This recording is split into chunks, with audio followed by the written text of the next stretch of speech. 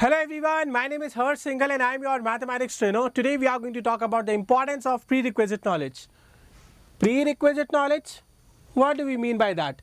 Prerequisite knowledge का basically मतलब क्या होता है? Basics, the necessary things जो आपको already पता होनी चाहिए.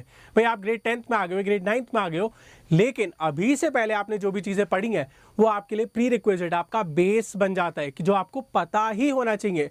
जैसे कि बोलते हैं आपको 30 तक के स्क्वायर याद होने चाहिए, जैसे कि आपको बोलते हैं कि 30 या 40 तक के टेबल्स याद होने चाहिए, आपको कैलकुलेशंस बहुत ईजिली करनी आनी चाहिए, फ्रैक्शंस क्या होते हैं, रेशनल नंबर्स क्या होते हैं, बहुत सारी चीज़ें आपको ऑलरेडी पता होनी चाहिए. So everything is consider as the pre requisite knowledge in your grade 9 and grade 10. And even अगर हम ग्रेड 10 की बात करें तो ग्रेड 9 वाली चीज़ें भी आपको एज प्री रिक्विजिट आनी चाहिए.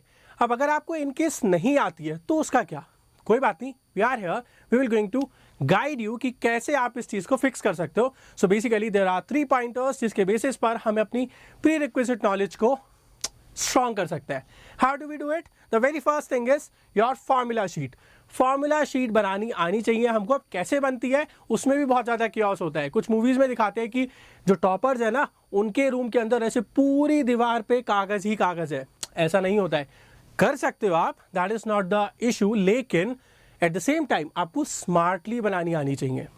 What is a formula sheet, उसके बारे में बात करेंगे. The second one is there is a game.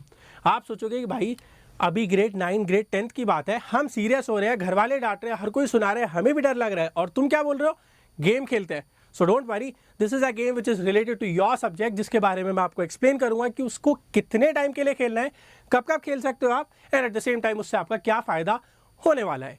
And then the third one is going to be your teach someone. Basically the thing that I am doing right now, या फिर अगर आप देखो, अगर आप किसी की हेल्प करते हो तो हमेशा आपको उसको कुछ ना कुछ फायदा तो होता ही है. ये सोच के हेल्प नहीं करनी चाहिए, लेकिन that is the truth. Okay, so let's start one by one. Let's try to understand each and everything. पहली चीज आती है हमारी formula sheet. What do we mean by a formula sheet? Basically formula sheet के अंदर ऐसा नहीं होना चाहिए कि आपने 10-12 पेज फाड़े, निकाला और लिखना स्टार्ट कर दिया. ठीक है, चैप्टर 1 में ये सारी चीज़ें लिख दो, 2 में ये है लिख दो, और चैप्टर 1 खत्म भी नहीं हुआ था, आपने 5-6 शीट्स ऑलरेडी फिलअप कर दी. कोई सेंस नहीं होगा उसका. Basically formula sheet should be crisp.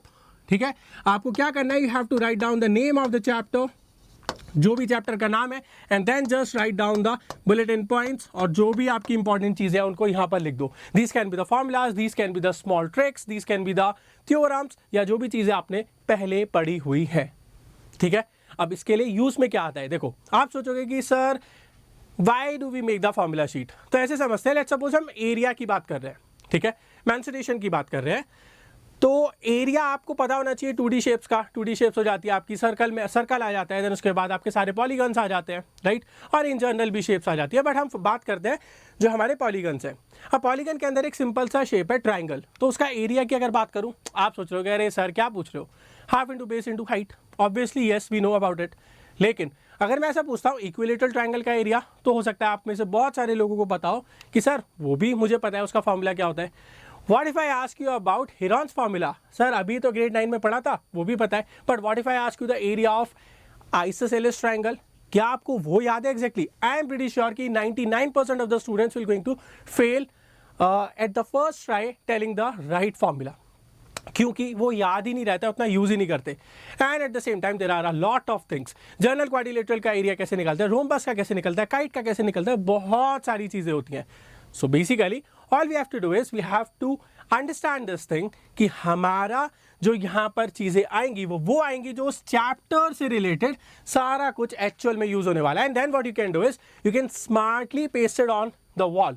ऐसा नहीं है पूरी वॉल भर देनी है कि पापा मम्मा इस बार तो हम पेंटिंग कराने ही नहीं वाले, सारी वॉल ऐसी बना दूंगा. नो, स्मार्ट तरीके से जो क्रिस्प रहे, जो आपको देख के डर ना लगे कि अरे यार ये कैसे लर्न करूंगा. Just take a chill pill and then you can easily make the formula sheets. इसके बारे में मैं आपको और गाइड करूंगा ड्यूरिंग द लेक्चर्स कि कैसे बना सकते हो. मैं आपको एग्जांपल्स भी दिखाऊंगा, but for now I hope that formula sheet is clear for all of you guys.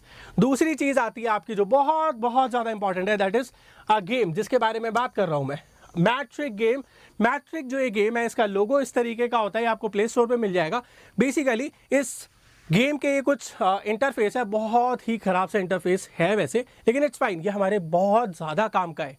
ठीक है, UI की बात नहीं करते, गेम के अंदर आपको सिंगल गेम मोड पे जाना है and then when you start the game यहाँ पर आपको डिफरेंट जो ये टॉपिक्स है जैसे एडिशन, सब्ट्रैक्शन, मल्टीप्लिकेशन, डिवीजन, आपका nth रूट, आपका स्क्वायरिंग, आपका एक्सपोनेंशियल, इन सब के ऊपर बहुत सारे डायरेक्ट क्वेश्चंस मिलेंगे. सो बेसिकली होता क्या है, there is a timer which is going on, ये धीरे धीरे डिक्रीज होता रहता है and there are questions and 4 options. आपको क्या करना है, आपको उस क्वेश्चन का आंसर सेलेक्ट करना है. जैसे ही आपने आंसर सेलेक्ट किया आपको 2 सेकेंड्स एक्स्ट्रा मिल जाते हैं और अगर गलत हुआ तो वो टाइमर तो धीरे धीरे नीचे आ ही रहा था. टाइमर की स्पीड भी धीरे धीरे कम होती जाती है, but the important thing is कि जितना ज़्यादा आप इसको प्रैक्टिस करोगे, जितने ज़्यादा आपके राइट आंसर होंगे ना, डिफिकल्टी लेवल इंक्रीज होता जाएगा. So once you practise the basic calculations which are required, ये आपका बहुत ज़्यादा टाइम सेव कर दिया. Not only just in mathematics but जैसे फिजिक्स में, केमिस्ट्री में भी आपकी कैलकुलेशंस रिक्वायर्ड होती है, तो वहाँ पर बहुत हेल्प मिलती है आपको when you know the small tricks. Okay, and then moving on, the third one is teach someone. Bhai, this is the best way, I'm telling you, this is the best way of learning. Teaching is the best way of learning anything in our life. अगर आप कोई चीज़ सीखना चाहते हो, so just gather the basic information. ऐसा नहीं कि जाके खड़े हो गए, जलवा है हमारा, ऐसा कुछ नहीं होता है.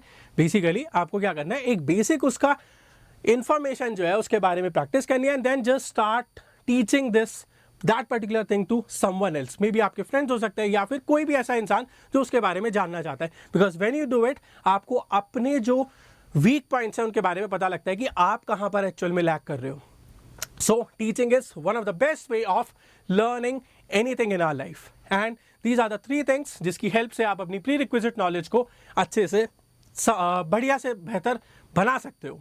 ठीक है, and not only just this, there is one more thing that I want to announce to all of you guys.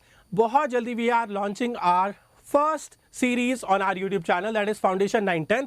यहाँ पर हम आपको फटाफट से बहुत जल्दी से जो आपके सारे चैप्टर्स है, जो आपका SA1 का सिलेबस है, उसको कंप्लीट करा देंगे. Within 30 days we are going to cover each and everything and next 15 days आपके हाफ ईयरली के एग्जाम स्टार्ट होने से पहले आपका सारा सिलेबस, सारा का सारा सिलेबस उस पार्ट के अंदर कंप्लीट हो जाएगा. So stay tuned, subscribe to this channel and share with your friends and your family. जिनको भी आपको लगता है कि उनको ये रिक्वायरमेंट है, जो 9th या 10th के अंदर अभी परस्यू कर रहे हैं, उनके लिए help. And this is completely free. So don't take it something कि सर अब तो कुछ फीस भी होगी. No, nothing is required. Complete preparation in just 30 days and 15 days revision will going to be there. That is all for today's video. I hope that you guys have learned something and enjoyed as well. Now let's meet in the next class. By the time, take care. Signing off.